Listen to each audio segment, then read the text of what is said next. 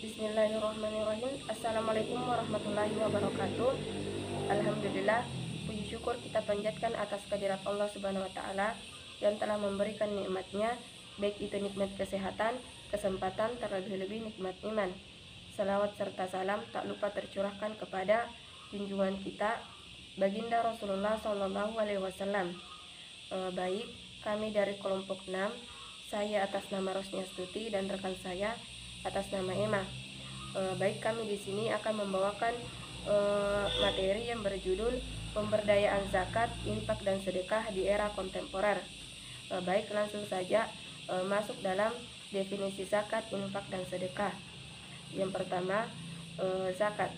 Kata zakat secara bahasa berasal dari kata zaka yazkuza an wazakwan yang berarti berkembang dan bertambah. Menurut Al-Azhari, sebagaimana yang dikutip oleh Yusuf Qadrawi, yang berkembang bukan hanya harta dan kejiwaan orang kaya, akan tetapi juga harta dan kejiwaan orang miskin.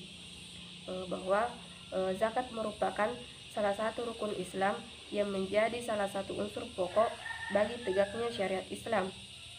Dalam Undang-Undang Nomor 23 Tahun 2011 tentang pengelolaan zakat disebutkan pengertian zakat, yaitu sebagai harta yang diwajibkan untuk dikeluarkan oleh seorang muslim atau badan usaha untuk diberikan kepada yang berhak menerimanya sesuai dengan syariat Islam. Kemudian yang kedua, infak.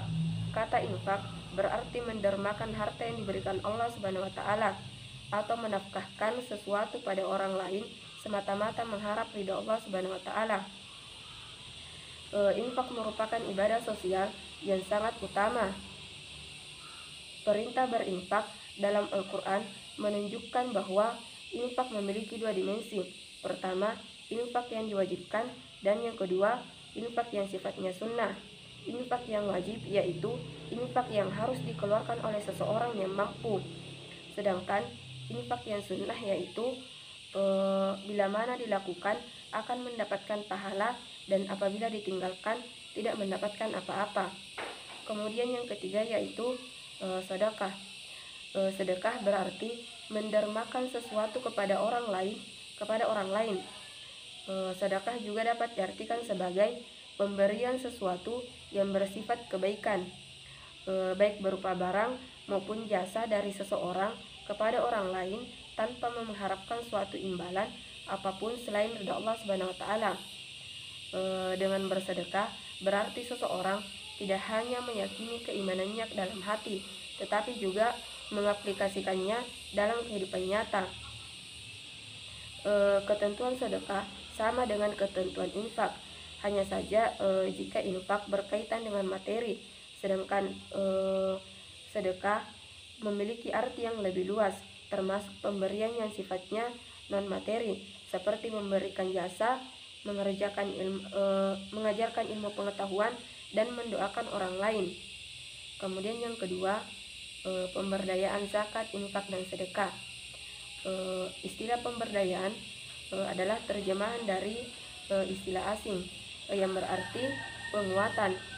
Secara teknis, istilah pemberdayaan dapat diartikan disamakan atau diserupakan dengan pengembangan, yang lebih tepatnya pengembangan sumber daya manusia. Ini berarti masyarakat diberdayakan untuk melihat dan memilih sesuatu yang bermanfaat bagi dirinya. Pemberdayaan juga merupakan upaya untuk membangun daya masyarakat dengan mendorong, memotivasi, dan membangkitkan kesadaran akan potensi yang dimilikinya, serta berupaya untuk mengembangkannya. Keberadaan masyarakat adalah salah satu unsur dasar yang memungkinkan suatu masyarakat dapat bertahan dan dalam pengertian yang dinamis mengembangkan diri dan mencapai kemajuan. Kemudian strategi pengembangan pemberdayaan ekonomi.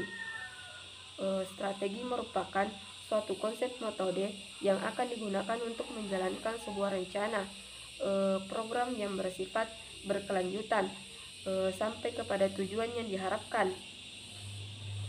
Memberdayakan ekonomi umat berarti mengembangkan sistem ekonomi dari umat oleh umat sendiri dan untuk kepentingan umat. Berarti meningkatkan kemampuan rakyat secara menyeluruh dengan mengembangkan dan mendinamiskan potensinya.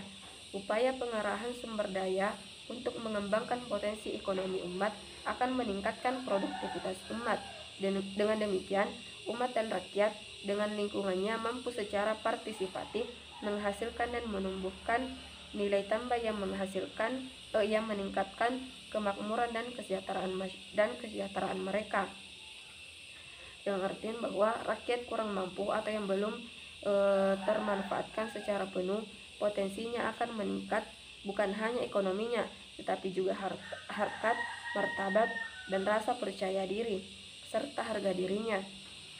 Baik, mungkin itu saja yang bisa saya sampaikan. Selanjutnya, saya persilahkan kepada rekan saya, Saudari Emma, untuk melanjutkan materi selanjutnya. Baik, saya akan melanjutkan materi dari kelompok 6, yaitu pemberdayaan zakat. Pada prinsipnya, pemberdayaan hasil pengumpulan zakat untuk mustik dilakukan berdasarkan persyaratan. 1. Hasil pendataan dan penelitian kebenaran mustahik 8 ashab. Yang kedua, mendahulukan orang-orang yang paling tidak berdaya memenuhi kebutuhan dasar secara ekonomi dan sangat memerlukan bantuan. Yang ketiga, mendahulukan mustik wilayah masing-masing. Selanjutnya itu pemberdayaan sedekah. Sedekah merupakan benteng sekaligus penolak bala-bala dan kematian yang buruk. Sedangkan sedekah memiliki manfaat dan keutamaan yang sangat banyak. Rasulullah bersabda, sedekah itu menutup 70 pintu kebaikan. Manfaat sedekah yang kembali pada masyarakat tidak terhitung jumlahnya. Baik, adapun manfaat dari zakat sebagai sarana menghindari kesenjangan sosial yang mungkin dapat terjadi antara kaum Agania dan Dufa, sebagai sarana pembersih harta dan juga ketamakan yang dapat terjadi serta dilakukan oleh orang yang jahat. Nah, adapun manfaat dari dana infak, 1. Mengeluarkan harta untuk kepentingan masyarakat atau negara dan kelompok apabila terdapat bahaya-bahaya mengancam kepentingan umum dan agama.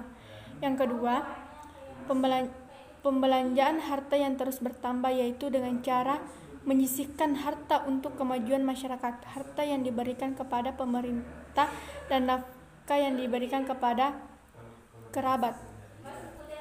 Yang ketiga, pengorbanan yang umum yang dilaksanakan di jalan Allah. Yang keempat, mencegah datangnya bala. Yang kelima, memelihara harta dan hal-hal yang tidak diinginkan. Yang keenam, mengharapkan keberhasilan harta yang dimiliki.